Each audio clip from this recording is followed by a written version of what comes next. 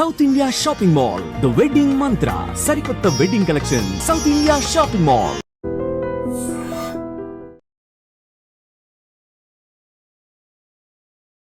నమస్కారం, welcome to I dream. ధర్మ మార్గం విత్ విజిత కార్యక్రమానికి స్వాగతం.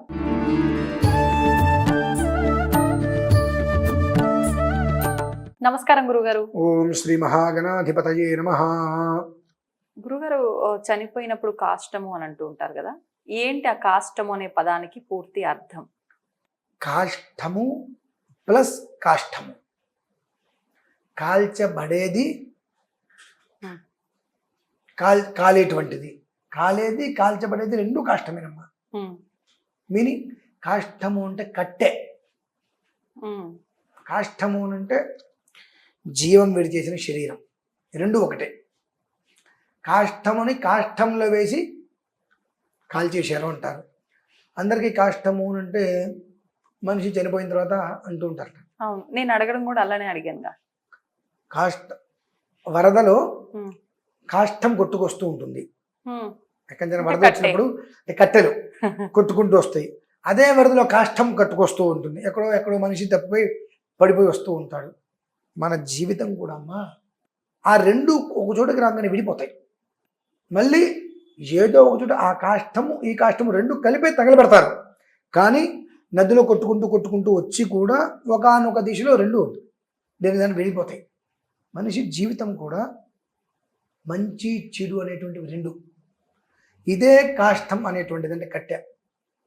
మనం భోగి మంటలు పెడతాం, ఇంట్లో అన్నం వండుకోవడానికి కట్టెలు.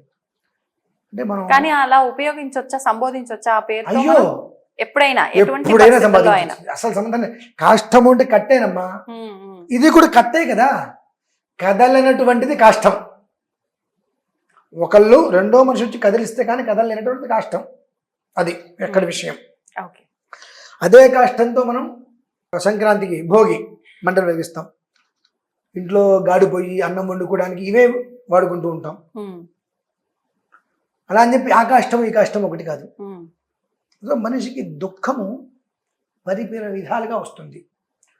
దుఃఖానికి మూలం ఒకటే మనం అనుకుంటాం. దుఃఖం అనేటువంటిది అనేక రకాలకి మూలం.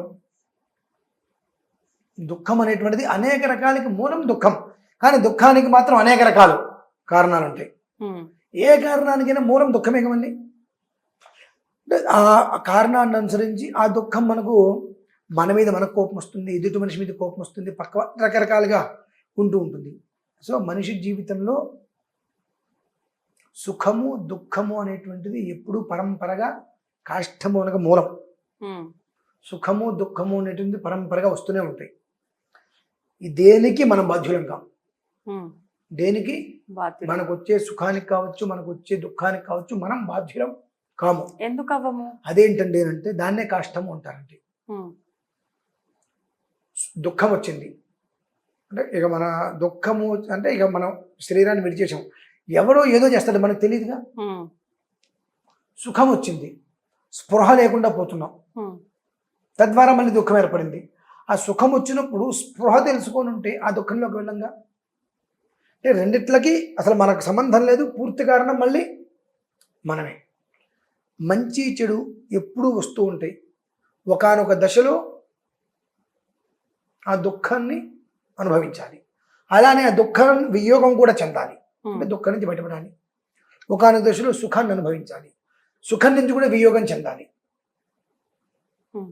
ఈ రెండు కూడా ఎప్పుడూ కూడా కాష్టం అనేటువంటిది కదలకుండా ఎలా అయితే ఉంటుందో ఆ రకంగా మనం దాన్ని కష్టం వచ్చిందని చెప్పి కృంగిపోవటం, సుఖం వచ్చిందని చెప్పి కుంగిపోవడం అనేటువంటిది లేకుండా ఏది ఎలా వచ్చినా ఒకే విధంగా మనం ఉండగలిగితే అది జీవితం. అప్పుడు మనం కాలము కాల్చబడము, బ్రతికుండగా కాలము కాల్చబడము. దానికి ఏదైనప్పటికీ కూడా మనం కొన్ని పరిస్థితులలో మన జీవితం ఇక ఏదో ఒక స్థితిలో నిలబడలేకపోతే కష్టం అనుకున్నప్పుడు మనస్సుని చంపుకోనైనా మనస్సుని నిలబెట్టుకోనైనా కొన్ని పరిస్థితుల్లో కాదు, కుదరదు అని చెప్పకపోతే ఆ మనిషి జీవితకాలం బానిసైపోతాడు. దేనికైనా బానిస. బానిసైపోతాడు. వన్స్ దేనికైతే నువ్వు బానిస అనేటువంటిది నువ్వు అనుకున్నావో, అవతల వాళ్ళు అనుకున్నారో, ఒక్కసారి నువ్వు దాని నుంచి కాదు అనేటువంటి శబ్దాన్ని నువ్వు తీసుకురాగలిగితే నువ్వు బంధ విముక్తులు అవుతున్నావుగా. నీకు ఆ బాధ ఉంటుందా? ఉండదుగా. అదమ్మా తెలుసుకోవాల్సింది. అంటే ఏదైనప్పటికీ కూడా కాష్టము అనేటువంటి దాన్ని మనిషి జీవితానికి ఎన్నో రకాలుగా అనువర్తమానం చేసుకోవచ్చు. అంటే నీకు ఏది వచ్చినప్పటికీ కూడా నిన్ను నువ్వు తక్కువ చేసుకోవద్దు. నిన్ను నువ్వు ఎప్పుడైతే తక్కువ చేసుకున్నావో అదే కాష్టంలో కాలబడతావు. మనిషి చనిపోయిన తర్వాత కాలబడటానికి, బ్రతికుండంగానే కాలబడటానికి చాలా తేడా ఉంటుందమ్మా. చనిపోయిన తర్వాత కాలిస్తే 4-5 గంటలు మహా అయితే ఒక రోజులో అయిపోతుంది. అదే బ్రతుకుండంగానే మనసు తగలబడుతుంటే వాడి బ్రతికెలా ఉంటుంది? జీవితకాలం నరకం. అది వాడే కాకుండా వాడిని నమ్ముకున్న నలుగురు ఇబ్బందులు పడతారు. ఆ స్థితి నీకు ఏర్పడింది అనేటువంటి విషయం గమనించినప్పటికీ కూడా ఏదైనా కొన్ని కారణాల రీత్యా నువ్వు బయటికి రాలేమో అనుకుంటే నువ్వు ఎవడేం చేయగలిగేది లేదు.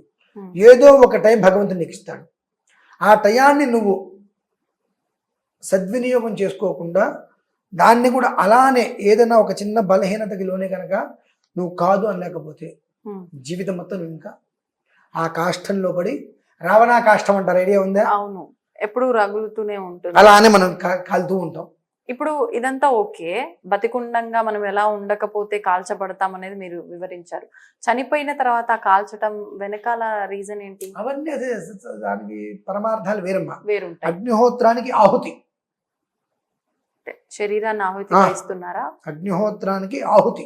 కానీ అందరూ అలా చెయ్యరు కదా. మళ్ళీ అందరూ అంటే ఎవరి యొక్క మతాచారాన్ని బట్టి, కులాచారాన్ని బట్టి వాళ్ళు చేసుకుంటూ ఉంటారు. మన వరకు ఏంటంటే అగ్నిహోత్రానికి ఆహుతి చెయ్యాలి అనేటువంటిది ఎందువల్లనంటే శరీర మార్గం కలుధర్మ సాధనం అనేటువంటి విషయాలు కొన్ని గ్రంథాలు కనుక తీసుకున్నట్లయితే ఆ అగ్నికి ఆహుతి చేయటం వలన అందులో అస్థికలు వస్తాయి. ఆ అస్థికల్ని మరలా పునః ఈ గంగలో, కృష్ణలో, గోదావరిలో వాటిలో కలపడం వలన ఆ జీవి అదే కుటుంబంలో జన్మిస్తాడు అనేటువంటిది ఒక ప్రమాణం ఉంది. దానికోసం అని చెప్పి అగ్నిహోత్రుడికి ఆహుతిగా శరీరాన్ని చేయడం జరుగుతుంటుంది. ఎందుకు ఇవ్వాలంటే దానికి అనేక కారణాలు ఉన్నాయి. కాకపోతే ఇప్పుడు ఏంటంటే మనం కాష్టం అనేటువంటి దాని గురించే మనం మాట్లాడుకుంటున్నాం కాబట్టి కాష్టము అనేటువంటి దానికి కాల్చేది కాలబడేటువంటిది. సో అంటే అచ్చ తెలుగులో అర్థమయ్యేలా చెప్పాలి అంటే ఒక మనిషి కాలుస్తాడు, మరొక మనిషి కాల్చబడతాడు. ఆ కాల్చబడేటువంటి వాడు ఎవరైతే ఉన్నాడో వాడు కొన్ని విషయాల్లో సరియగు నిర్ణయం తీసుకుంటే కాల్చేటువంటి వాడు పక్కకి వెళ్ళిపోతాడు.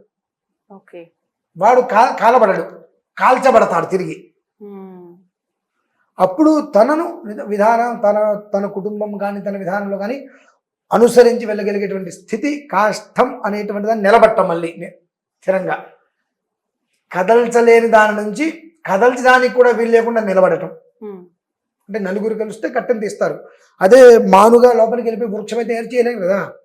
అటువంటి దానికి ఆ స్థాయిగా వెళ్ళటం కాష్టం అనే పదానికి ఇన్ని ఉన్నాయి. అంటే ఒక రకంగా ఇది మన మనుషుల భాషలో చెప్పుకోవాలి అని అంటే నిత్య జీవితంలో వాడే పదాలలో దేనికి చలించకుండా ఒక దృఢ సంకల్పంతో ఉండాలా.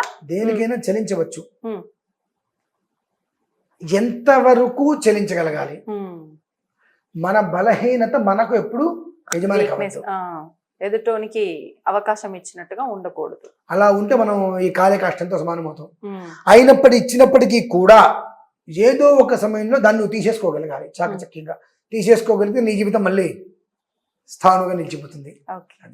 ధన్యవాదాలండి. పరమేశ్వర.